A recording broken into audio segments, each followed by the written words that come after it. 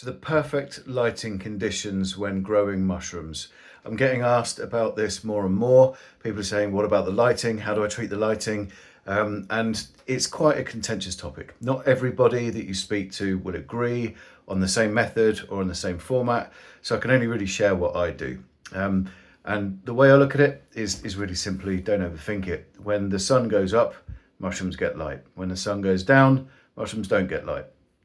So when I'm going through the stages, the stage of inoculation, so when I'm putting my liquid culture or my spores or my Petri cuts into some grain, I tend to inoculate that grain, then leave it somewhere warm and dark. And I'll leave it there until it turns into mycelium. But then when I want to colonize my substrate and move that grain bag into a monotub, at that point I bring it out into light.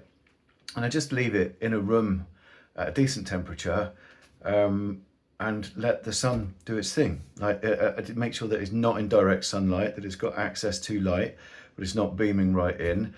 From point of colonization of your substrate all the way into flipping that monotub into fruiting conditions, it's the same light. You just leave it out, forget about it, and let nature do its thing. Doesn't have to be complicated. You can do 12-12 cycles.